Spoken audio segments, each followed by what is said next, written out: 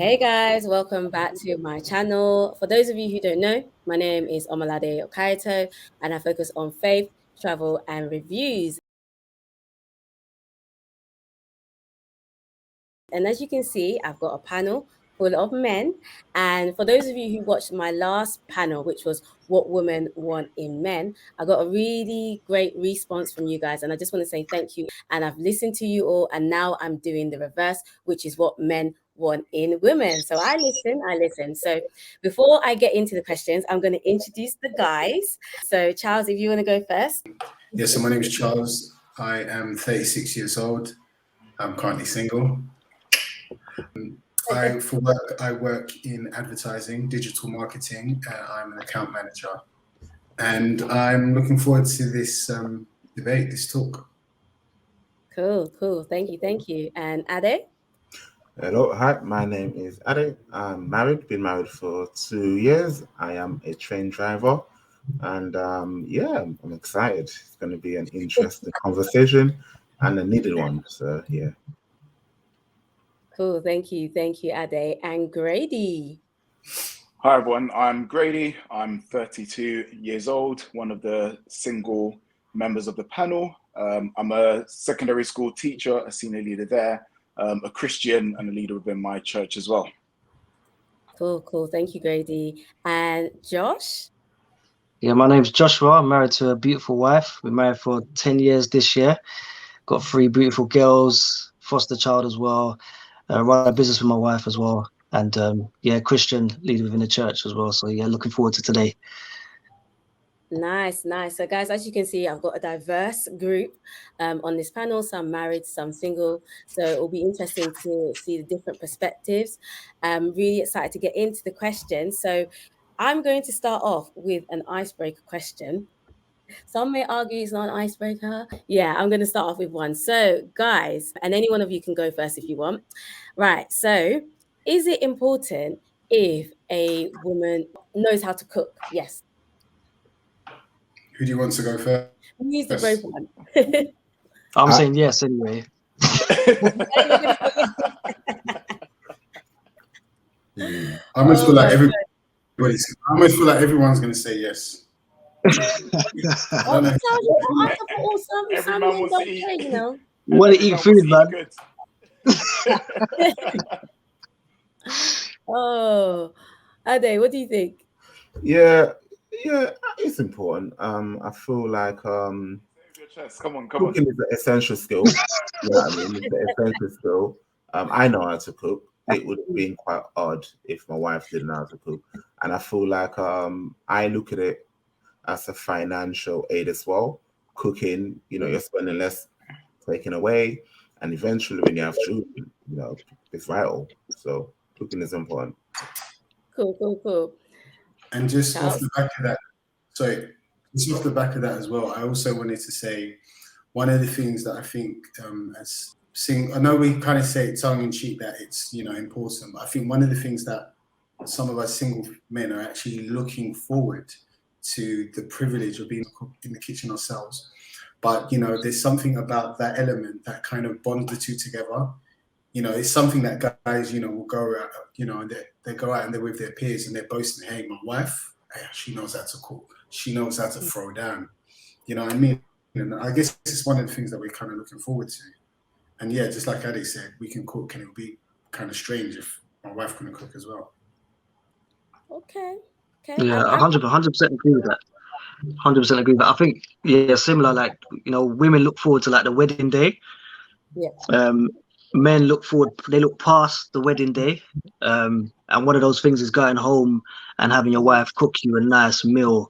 That's something that I think what I looked forward to when I got married. I look forward to the wedding day, of course, but my wife was more looking forward to that than I was.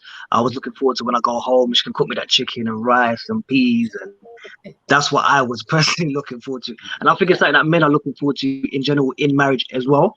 So yeah.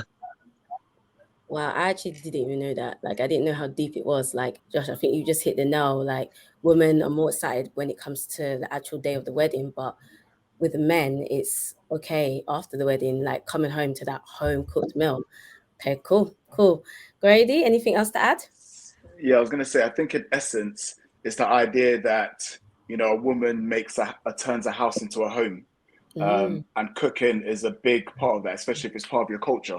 I think, you know, for us guys, not just a case of, you know, we're being fed and we get to come home and relax, but it's also the element of, you know, if we invite friends over, if we invite family members over as well, Yep.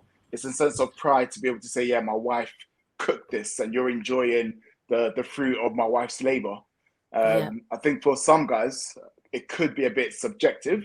You know, if your husband's a chef or if he loves to cook, he may not care as much.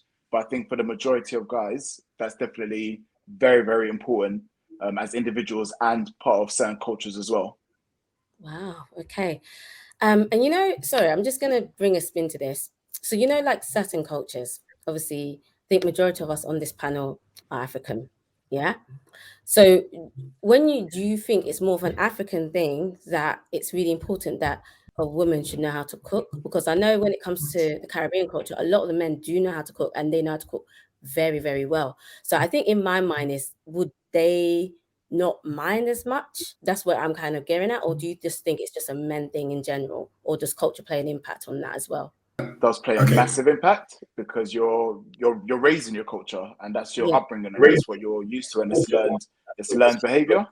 I think it is important in the African culture. I think it's also important in the Asian culture as well. Maybe not so much in English and Caribbean, but I think culture. I think culture plays a big part in the way that we think and the way that we behave. Sometimes more than we even realize ourselves. So we can never really truly negate the effect that culture has on every single one of us and our upbringing. Cool. No, thank you, Grady. I think being like the only Caribbean, I'm the only Caribbean, isn't it, on here? Yeah. So, from our culture, yes, like Caribbean men do cook a lot. They do like being in the kitchen. However, there is still the balance of they would prefer the woman to be in the kitchen and cooking more than the man. So yes, we get taught how to cook. However, it's still more on the woman to cook the food and for the woman to cook for the family when people come over. So yeah. Cool. Thank you. Thanks for that, Josh. Charles, was there something that you wanted to say? I don't know if I saw your hand up. No, I think Josh just made my point because I was going to say that I'm not Caribbean. It's something that I know of. So first question is, what are the green flags you look for in a woman? Anyone want to chime in first? Yeah, I could. Cool, I could start. Yeah, I think I'm wearing green, so I might as well start with a green flag. For me, I think it would be. I probably got 3 at the top of my head. A woman who is caring. You know, everyone wants to be cared for. Your children are going to be wanted to be cared for. So yeah, a caring woman, definitely. So that would be one. A woman that is fantastic with money. You know, that's important in the climate that we're in, where, you know, inflation is skyrocketing. You need a woman who is going to be able to manage and grow your money. And I think a team player, it's not competition who is earning more than, you know, but it's about working together. It's about having a single vision and getting it. That would be my green flags. Wow, that's a really good point, because it's interesting from the last panel. It was quite important that men did earn more than women. It's interesting how you mentioned it doesn't matter as long as, you know, you're both working together. That's all that matters. Thanks for giving that perspective. Cool. Is there anyone else who wants to add? So I can go next. I'll just stick with 3 similar to Ade. First one for me is someone who's respectful, someone who's family orientated. I think obviously a believer, Christian is a given. So I'd say someone who's loving. Those are my 3. Cool. Thank you. Yes, please. Yeah, I think for me, I looked at endurance. I'll give an example. So when me and my wife first went on a first date, I took her to like a really posh Italian restaurant. I was trying to be like some smooth, smart guy. And at the end, it was a lot of money for the bill. And she was like, "Oh, like, can you pay it?" I was like, "Yeah, I can pay it. Obviously, like, I can pay it." So she was like, "You know what? Like, you could have taken me to McDonald's." And honestly, that blessed me. The reason why that blessed me, because I was like, you know what? I portrayed to her, which at the time I was doing really well, had a car, whatever, blah, blah, blah. Yeah. But for me personally, in my mind, I was like, for her to say you could have taken me to McDonald's was Yeah. like, okay, if we get married and I get a job and I'm doing really well, if I do lose that job and I've got to climb the ladder again, it was showing me that if I lost that job, that she will still be with me and be able to endure tough times with me. And I think that was a big green flag for me. Like, are you able to go through difficult moments, not just high moments all the time? I've got a job, we're making money, we're doing well. What about those tough moments? Are you able to endure that with me? So that was a massive, for me, that was even though it was McDonald's, I was thinking so much further than McDonald's. It was like, okay, if we're going to go through hard times, you're going to ride with me. So for me, that was a massive green flag. For what Josh just said, Yes, sure. I think men, we pick up on these little things. We may not always comment on it or say anything, but it's just these little things, and it's just you subconsciously pick up on it without realizing.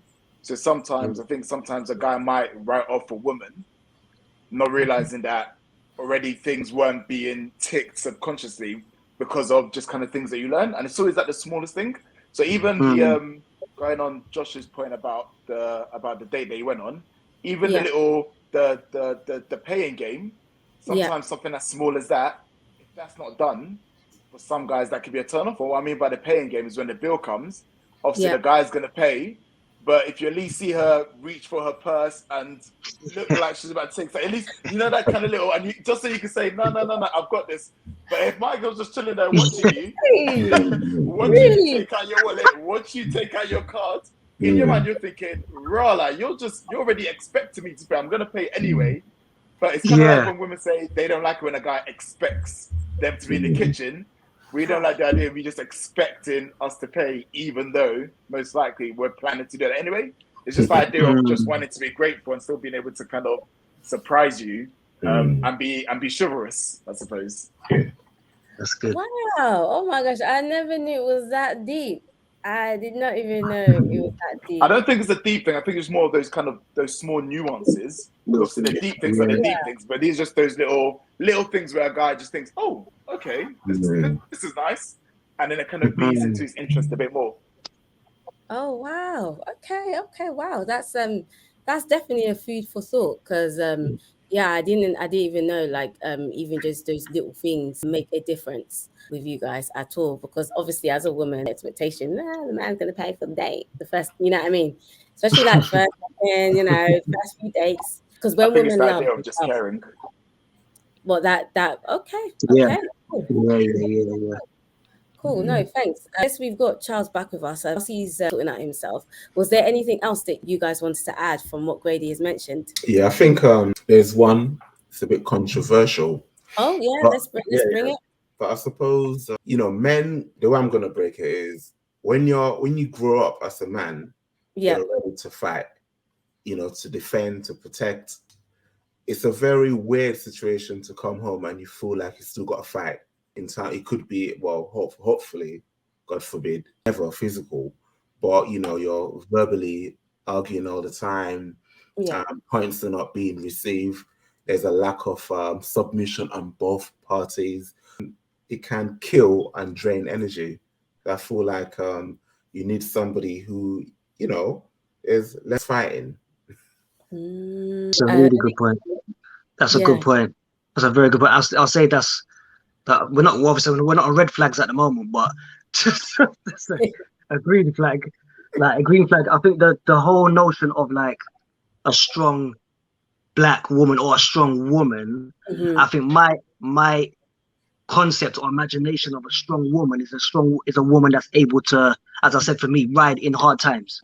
I think the opposite to a strong woman is that one that you're fighting. And I think to men that's off-putting if you have to come home and she's like, where's this, where's that, where's the bills paid? You're constantly just nagging at a man. That's the opposite flag. That's the red flag. Add as well, just to kind of add a disclaimer. And brothers, correct me if I'm wrong in saying this. What we're not saying is that you can't raise up issues. It's how you raise it up and how it's delivered. Because obviously, clearly, there's things that the sisters need to say. There's things that need to come out in the open. But it's about the delivery and the timing of it. If you've been at work, stressed, your manager's telling you off, people are giving you a headache, your home is your place of peace. That's your palace. That's your manor. That's your kingdom. That's where you can relax and get comfortable and be yourself. And the last thing that you want to do is leave a stressful environment, open a door, walk in, and you're entering another one. Or worse, you even hesitate to walk in because you already anticipate the environment you're about to walk into, when really you want your partner to be your place of peace. It's about how it's done. So it's not always combative. If I can interject, and I hope it's not lagging. No, it's not. it's not. It's not lagging. No.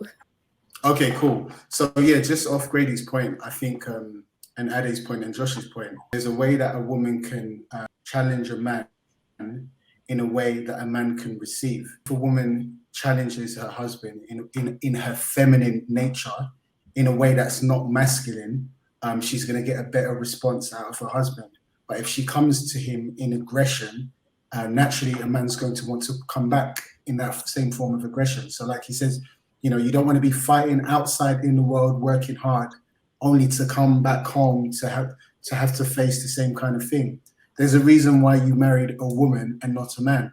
You don't want to be dealing with that same kind of masculine energy, you know. And I think it's a skill and an art for a woman to know how to, you know, because I've experienced it. A particular woman who knew how to challenge me and correct me without making me feel like an idiot. Do you see what I'm saying? Yes. And to the point where I'm like, oh my gosh, okay, cool. You know, because it was able to pacify me. But, you know, if you're coming back with a certain type of energy, sometimes that doesn't work long term. Yeah, and just to add to as well. Cool. Yeah. Just to add to that. Yeah.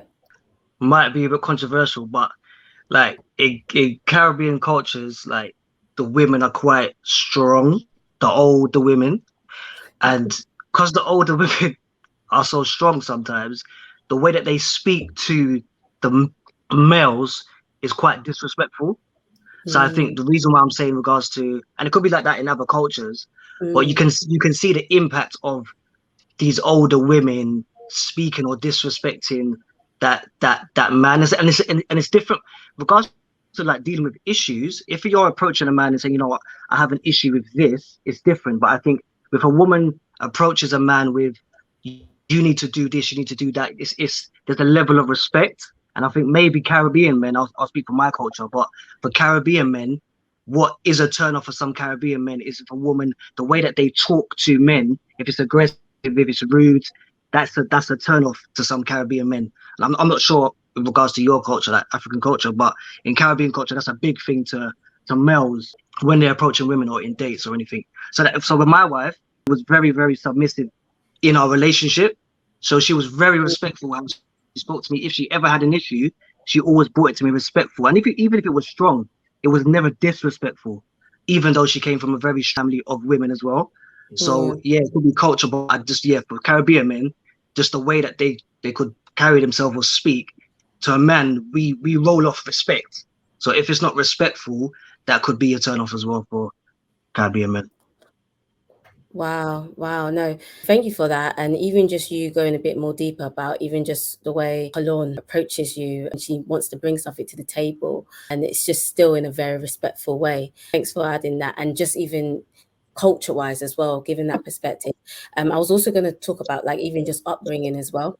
I think that also plays an impact to an individuals have been brought up in a single household or a two-parent household. Sometimes that also plays an impact in terms of like how they treat their partner in the future as well. So that all plays into factor too. Cool. Wow. No, thank you guys. Thank you. Okay. Let me move on to the next question swiftly. Oh, okay. Some of you have covered it in the last question, but I'm still going to ask it. And if you have anything to add, please do. But I was just going to say, what is one turn off for you in a woman? Like if there's one turn off, what would that be? Rude. Oh, Charles, so you're saying rude. Okay. Quick and simple. Thank you. Ade? I think, rude. I feel like rude is very general, but it can fall under a lot of other categories. But being confrontational all the time, that would definitely be a turn off. And somebody that you feel you can't correct, You know, like, listen, you can't go down that road. It's only a one way. And they're like, nah, I can. Kind of like things like that. That would definitely be a turn off, yeah. Okay, thank you. And Grady? Listen, I'm with Charles. Yeah, rude, disrespectful. Yeah, that's a quick write off. Cool. I think high maintenance. Ah, And I'll explain. I'll go a bit deeper than that because I just said it the okay. word. But yeah, high maintenance. I mean, as in like the opposite to what I said. My first date was with Falun was. So if that person's expecting a luxurious, constant life, cars, money, all that kind of stuff, then yeah, I think high maintenance was as a turn off. Because as I said, I know that life, the way life goes, you could have high moments and low moments. So that turn off. Cool. Because what's interesting, I was watching a program on YouTube, and I don't know if you guys can recognize the program, but basically when he first started dating his girlfriend at the time, he was basically, giving her the high maintenance stuff. And then after a while, he couldn't keep up with it. And I think that's what I tend to notice with some guys is that they try to impress women by, taking them to the most fanciest restaurant, gifting them, living big boy life, I'll say. And then after a while, they just can't keep up. And this is when it brings a lot of issues within the relationship, I would say. So I think personally that when men are wanting to like date a woman or whatever, it's something that, stay in your lane. I mean, just stay in your lane, like manage expectations, because I think once you set a really high expectation, then she's going to expect that throughout. And then when there's problems, Not the societal narrative. And what I mean by that is when you look on social media or just when you kind of hear comments, it very much comes off, especially for those who are single. Obviously, if you want to woo a woman or pursue a woman, you need to be going for that kind of high life. Obviously, when you now speak to the married folks, that's not always the case.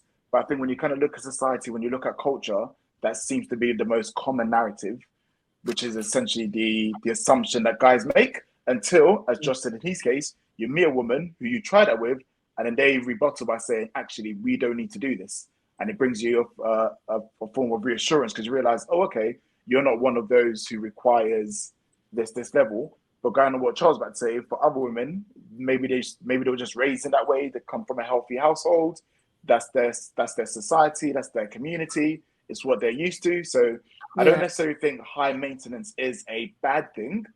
But I do think one needs to be rounded in their thoughts and just, you could be high maintenance and you can want the high life, but also be grounded enough to recognize that that's not how everyone lives. And there's no issues being low maintenance. And sometimes life will humble you. And if or when it does, you need to be able to keep going. And so I think you just need to be rounded in your thoughts and your understanding of life. And that comes with maturity and challenges of growing up. Cool. No. Thanks for that, Grady. Thanks. And Charles, sorry, I don't know if you were trying to chime in as well. Yeah, I was just going to say, but it all kind of depends on the woman sometimes. Because, when you were talking about, if you start off really high and then you go down, that can cause issues. But sometimes some women understand, like, you're just trying to impress me. And, you got on one date, 2 dates, and they're like, oh, no, it's cool, like, I'm cool. Like, I don't need to go to Hakkasan. Like, I'm cool. We can just go to Eggies. Do you know what I mean? So I do think it depends on the woman, but it all depends on what you can afford as well. Do you know what I mean? And I think that's a big thing because, I've got some friends who can afford to do this and it's nothing. Do you know what I mean? So I do think it's a matter of kind of staying in your lane. Because I'll back up that as well, just off the top of what you guys were saying. And it does come down to maturity because, I mean, for example, even though, my wife said that she didn't mind going McDonald's, I'm then not in my mind going to be like, yep, every date we're going McDonald's. That's maturity on my part. I have to be like, no, we're still going to go. I still would like to take you to nice restaurants. So even if I can't afford that now, I would like to eventually take you to these types of restaurants. But also on the woman's part, it's maturity where, yes, he may be able to afford certain things and we may have a dip. But again, the maturity is, I don't always want to be living low. You know what I'm saying? There has to be growth. So it is about maturity. Cool. Wow. And Ade, was there anything else you wanted to add to that?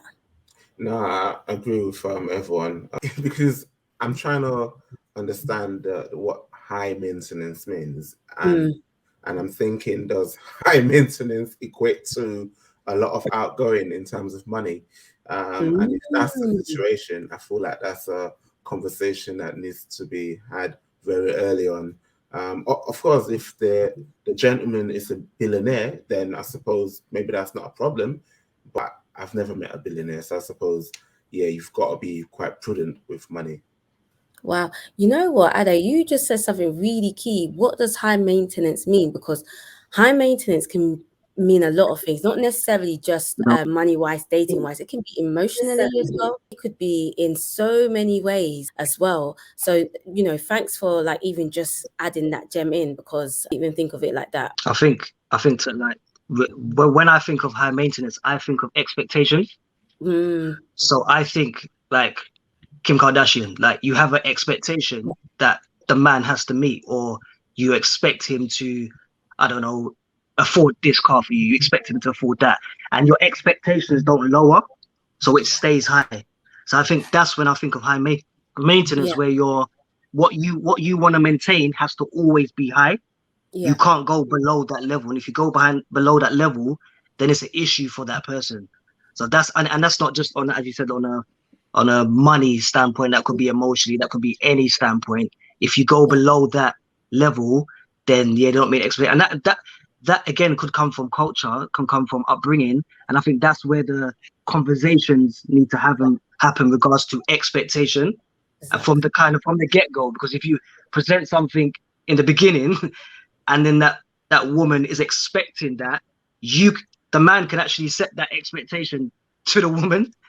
And because she may be high maintenance, but you've just presented something to her, and now she's setting this expectation. And I think for some men, they actually struggle to keep up that expectation, but then they don't want to tell the woman that I can't keep up that expectation. Then they have to take out loans and all sorts of stuff just to keep that expectation. I think it is a conversation of, what's my expectations? What am I setting from the foundation of this relationship? Wow. So definitely managing expectations earlier on. Cool. Now, thank you guys. Hey, I wasn't expecting that too.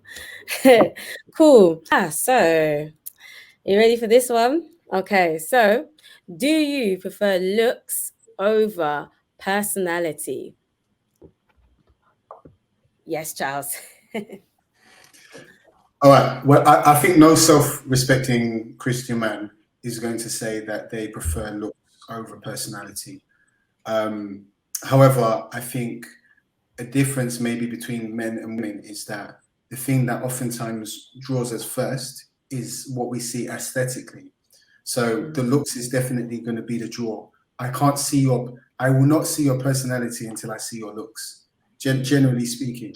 So that's the thing that would draw us first. And then I think after that, we start to evaluate the personality. But again, you know, anybody who's thinking long term is obviously going to be thinking, okay, looks fade. She's not always going to look like this, as I'm not always going to look this way I am. I've lost hair. I didn't always, you know, I had a full head of hair before.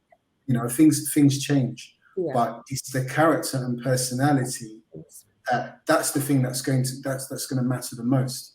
And there's a saying that says that if you fall in love with a person's fruits and not their roots, you're going to be very surprised when autumn comes. And what that means is that, you know, there's going to come a time when all of this fruit is going to be gone, and it's the root that you're going to have to deal with. And the root is the character, the you know, their behavior, their personality. Yeah. So I've definitely learned through experience, having dated someone or women who I thought were really attractive, but kind of realized that, oh my gosh, I am willing to compromise in terms of what I like aesthetically, just for a bit more character. Do you see what I'm saying? Just for like, oh my, you know, someone that I can trust, someone that's caring. Do you know what I mean? I can, like, for the sake of looks, mate, I don't care, but just someone who's just nice. You know what I mean? So I just think looks has its part, but I think character is important as well. So I wouldn't put either over one over the other. Maybe character more over looks. What? Okay, coming from a man, that's very interesting.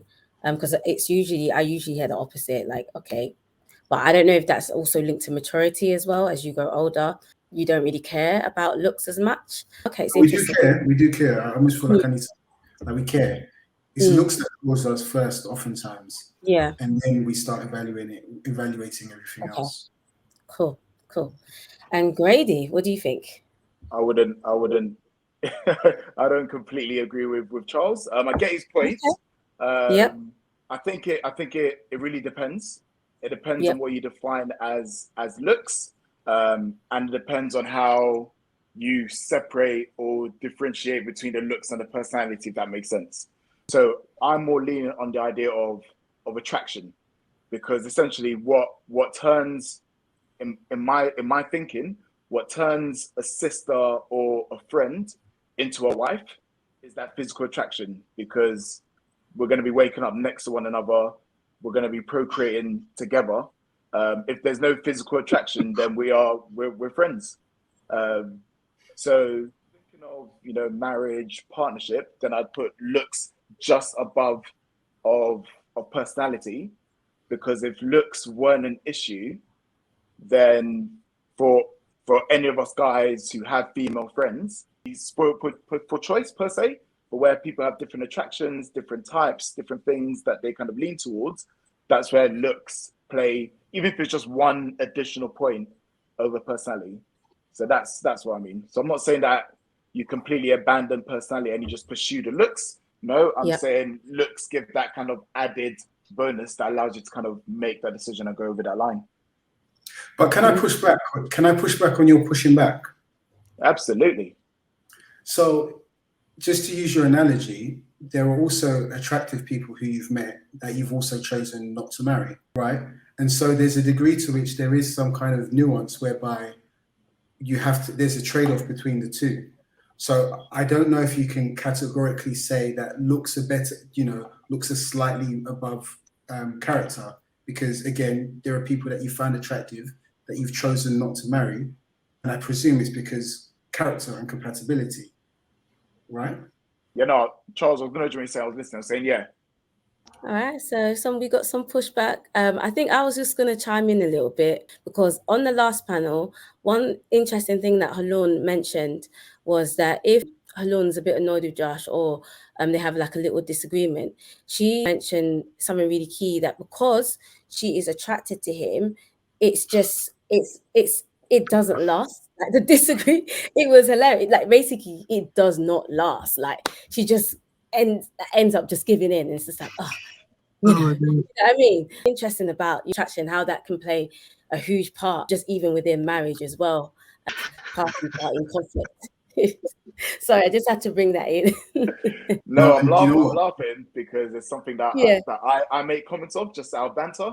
The whole idea of you have to be attractive to your partner, because imagine if you don't find them attractive, you're arguing and you have to look at their face and you get more angry because you're like, you're not even that nice anyway, and now you're arguing on top. So it's like a little joke that we make. That's why I was laughing. Nah, it's cool. Sorry, chaps. No, I was gonna say, it's a good point, because I agree with that, because my pastor even he used it in a sermon illustration. He said one of the things that kind of helped, like just like what you said, is when he's upset with his wife and then he looks at her and he just it goes, because he's like, oh, she's cute, oh, nice smile, blah blah blah blah. So that can help pacify things. But imagine, like you said, if you didn't like them as well, like you didn't find them attractive on top of that. But equally, my friends used to say, looks don't mean anything when you're vexed with your wife. And if you've married a contentious woman, or for women, you've married a terrible man, sometimes you cannot see, the looks are gone. You can't see it because their character obscures everything that you see here. Yeah. So that's why I feel like there is a bit of a trade-off with both. And that's what I was saying, bro. There needs to be a fine line. That's what I said. If I'm going to go for looks, it's only by a tiny bit, just that additional 1 point or 2 point. Because if there's a big chasm between them, then as you rightfully said, looks could be here, personality could be down here, and it doesn't matter how good you look. If your personality is trash, then it's just not gonna last. For the short term, it'll be great, but we're just not going to last the distance. So that's what I'm saying. It just has to be, one could be above the other, because obviously you only need that one to kind of cross you over the line. Which, yeah, Cool. I think for me, like, looks, when I met my wife, looks was the instant thing, but her personality was the long-term thing. So when I first met her, my first thing I noticed was her looks. I didn't notice her personality, because when I walked into the room or when I was introduced to her, I saw her face. I didn't see what she was saying. And I was attracted to what she was, her face, what she looked like. That's what I was looking at. So I was attracted to that. But I would say long term, as we started dating and courting, I started looking at long term, and her personality was my long term thing. Okay, when we're married, we have children, how would she handle? So that it was a long term thing. But instantly, my first thing was what she looked like. It wasn't her personality. But obviously, I judged her personality as time, same shit with me. I dealt with her personality as time went on to see if this is going to be a long term relationship, because obviously personality is important. So I think, yeah, balancing it out. I do think for me personally, and maybe a lot of men, the instant attraction was what she looked like. I can't lie and say, yeah, I didn't look at her, or I wanted to speak to her first, and then no, I was attracted to what she looked like, and then after that, her personality, it grew, and then she became even more beautiful because of her personality. So yeah, for me, yeah, instantly it was her looks, and then personality. Wow. Wow. I like the way you guys have broken it down, because it's okay. The first thing is looks, but then you are now observing and looking at their personality, their character. You're now seeing if they are fit for you. So I like the way you guys have actually just broken that down, because sometimes from our viewpoint, it could just be, oh yeah, they just go for looks and that's it, blah, blah, blah. But I can see through this conversation, no, it's more than that. Yes, okay, the first things we do look at looks, but at the end of the day, we are now, after that, looking at their character, looking at how they are, seeing if they can be wifey material. Cool. All right. And Ade, of course, from a marriage perspective, when you first met your wife, what was that experience for you? Yeah, I think I've really appreciate the viewpoints given by our guest, especially Joshua. I like to liken the idea of looks and personality like this. So just imagine you are approaching a mango tree and you see a very fresh, ripe mango. You take it, you bite into it, and you're like, what the heck? It's unripe or rotten. You're just going to spit it out. So I feel looks on a biological level is there just to kind of pull one in. But I think personality, just like the mango, the content is what sustains and keep. And I suppose that's something that I considered when meeting my wife. She's beautiful, the best looking woman I've ever met and dated and now married to. And not only that, but her personality, oh, it's angelic. You know what I mean? It's just like, this is what I need, you know? And so for me, I have the best of both worlds. Hey, okay, I like that. You know, you brought fruit, you even explained it, broke it down. I didn't think you were gonna just start. Your wife's gonna be watching. His wife's gonna be watching. That's why he's dropping them bars. He's dropping them bars very she told him, you better behave when you get on that chat. You better just... You know what? But I'm a witness because I know his wife, and yeah, he's definitely telling the truth.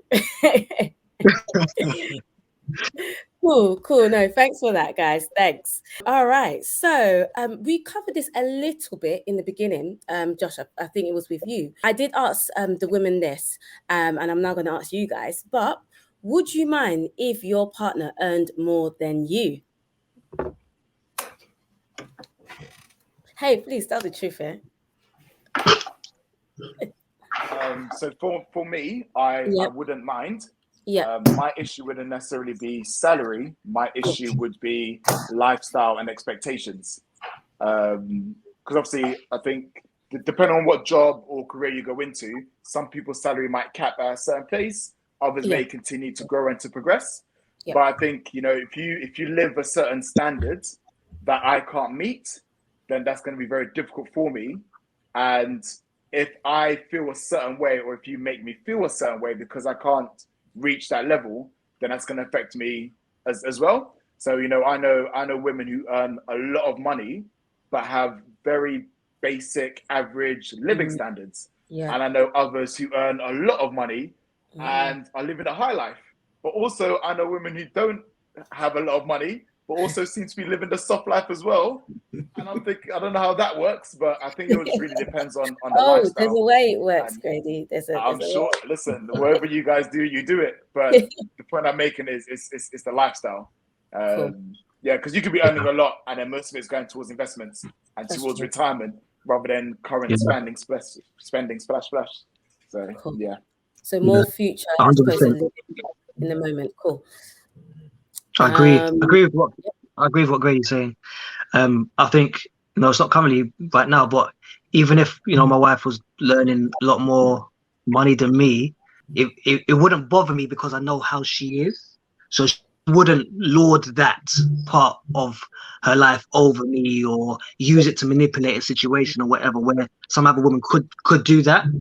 So it's not an issue. I think it's just how it's done. If she's earning more money than me, but how it's done. And also, are you working as a team financially as well? Like, our money's together, we're paying the bills together, you know what's going in, you know what's coming out.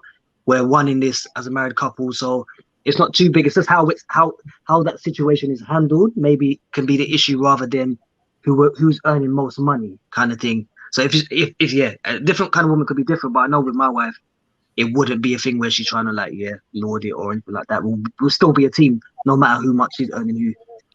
Wow. And, you know, just to echo from that, in the last panel, your wife mentioned that she was a bit worried that a lot of women, this current season, they are beginning to cut a lot of guys off. They can be the greatest guys, they can be amazing, but because they may not be similar career level, or because, you know, people do judge on career level as well, not just how much money is earned. And again, she also mentioned about money-wise as well. She was just a bit worried that maybe they're tending to cut them off and not give them a chance just because of that. So again, losing a lot of good potential men, but only just because of that. It's really important to a woman in terms of when it comes to that security, that stability. Reality is they do prefer a man to earn more than them. That is the reality, but not necessarily reality right now. Because as Grady mentioned, there are caps in salaries depending on your profession. And then example, like the tech world, it's unlimited in how much you can earn. Cool. Sorry. I think we probably would want to earn more. Yeah. Like if we could choose as men, I think we would want to earn more. But I think the basis of that earning is more so on the lifestyle that's created. Yeah. Than just having the figure, if that makes sense. I think that's the crux of it. It's the lifestyle and being able to provide. Cool.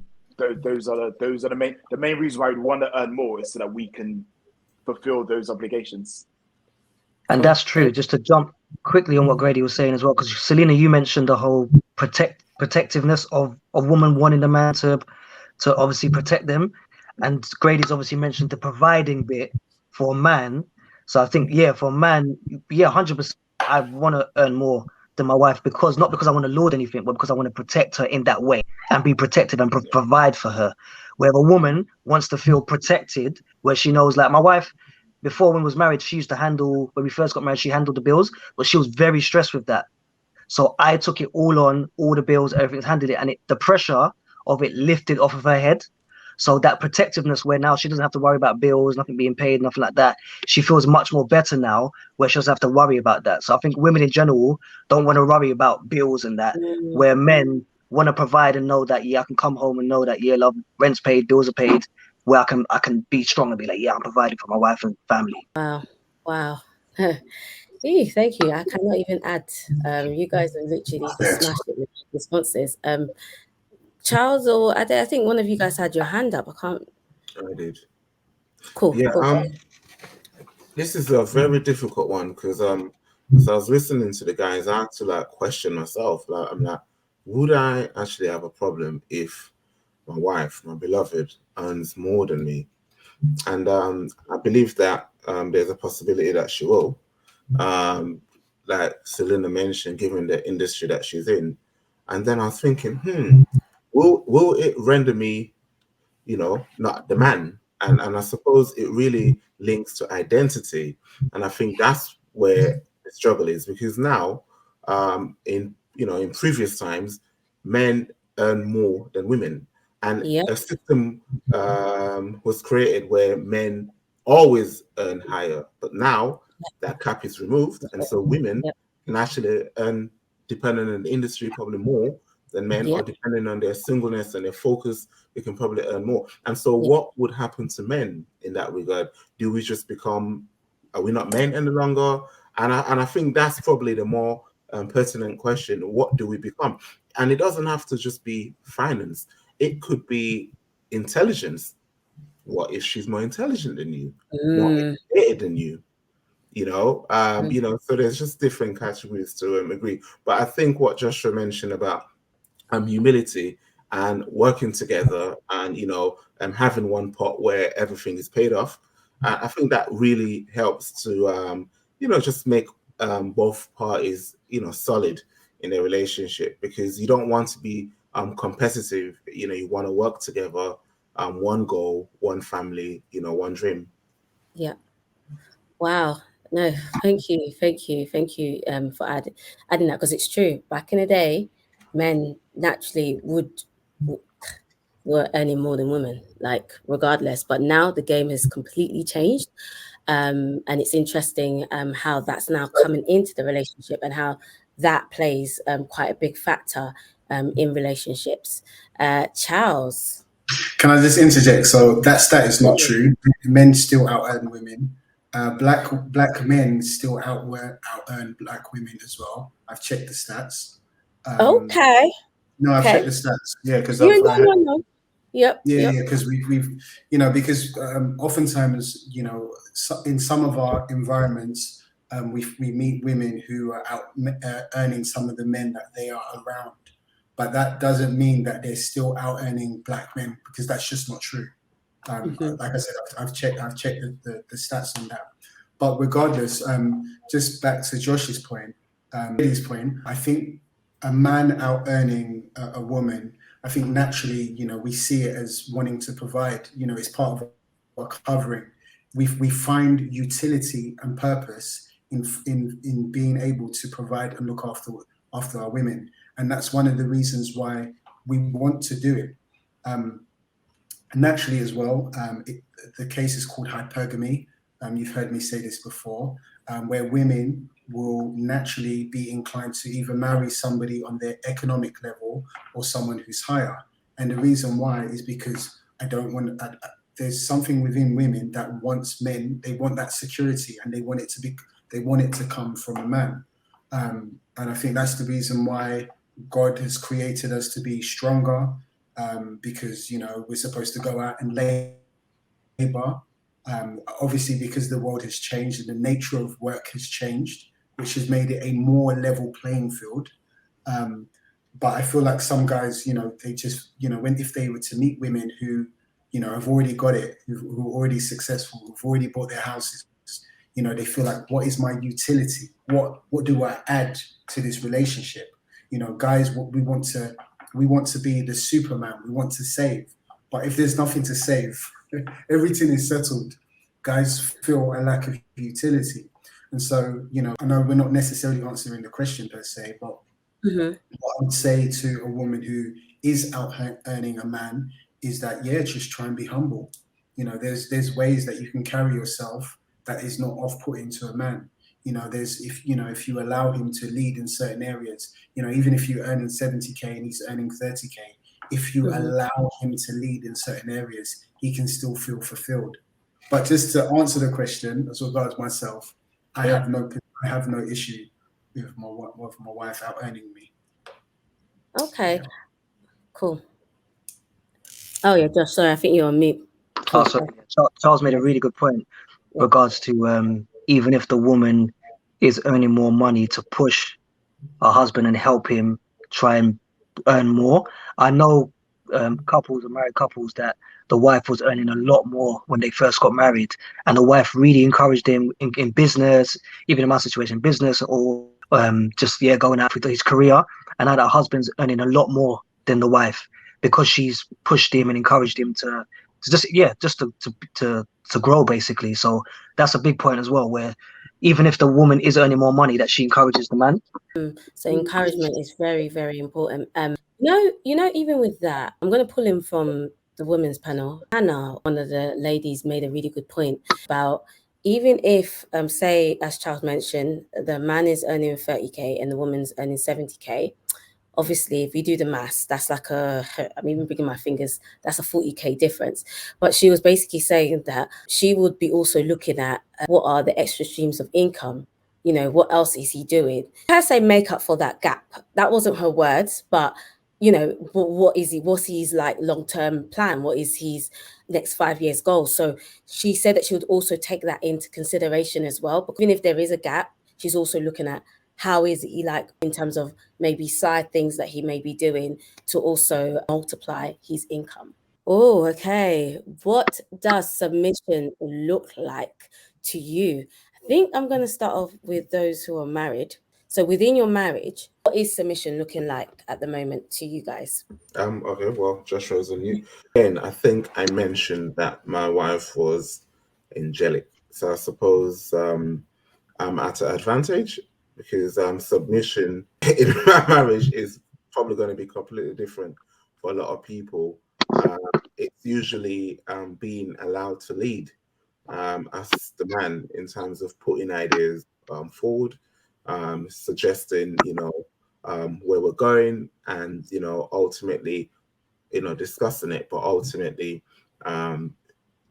should trust that I will lead and execute and get us there. So for me, that is the ultimate sign of submission in my marriage. Now, it would look different for a lot of people, but again, like I said, this is a divine aspect of submission, to trust me to lead. This is powerful. Thank you. And Josh? Yeah, I think just go off the top of that regards to trust. I think trust is a big thing regards to submission. And I'll also add to that confidence. So having confidence in my leadership, even after mistakes, because I think a big thing is that, as leaders of our homes in general, we're going to make mistakes. We're not perfect. There's going to be some pitfalls. So it's even after mistakes that, the wife is willing to continue to trust and have confidence in the husband. That's a big thing for me, regards to just continuing trust, not just trust when things are going well, but to trust when, you've had hard moments as well, and continue to trust that he's going to continue leading you. I think that's a big thing, confidence. Wow.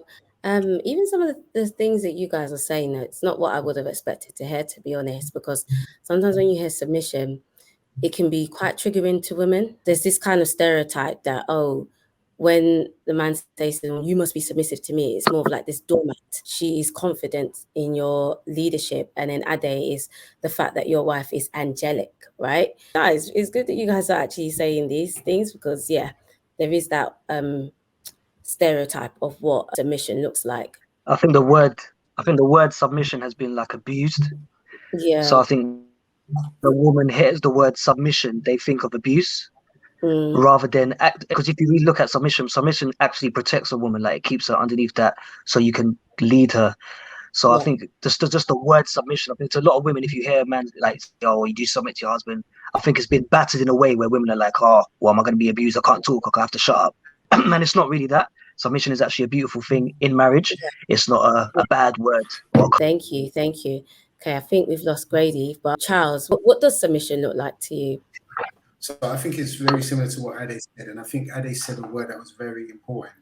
He said that she allows you to lead, right? Because that speaks to the fact that she has a degree of power, because if she doesn't allow you to lead, you're not going to lead, So as someone who's submissive allows you to lead in certain, like in the direction that you are moving and taking the family. And also she needs to trust in your ability to do that. So it's very similar to what Josh was saying, where she trusts you to make a decision, and sometimes you might make the wrong decision, right? But she trusts you to do it again, to lead again. And I feel like, no Christian, generally speaking, yeah, it's a loaded word, you know, when certain, and it's very triggering to some women. However, you know, when we're talking about submission, we're not talking about mere passivity. We're not talking about an inability to express oneself.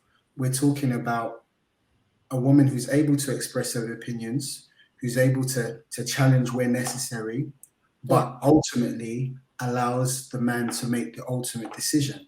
You know, and that's because it affirms his masculinity. It affirms his God-given desire to want to lead. And I feel like a lot of relationships have issues where that doesn't happen. A lot of men feel unfulfilled where it doesn't happen. And you know, the irony of ironies is that even if there's a relationship where the woman's not submissive and she's leading and she's, you know, calling the shots, in the long run, she doesn't like it. She ends up despising this type of man for his inability to lead. You know, it's not a good long-term strategy when a woman does stuff like that. But again, where the woman has the power is where she has the ability to choose the man that she wants to lead her. Oh, wow. Okay. That's a smart. Hey, okay.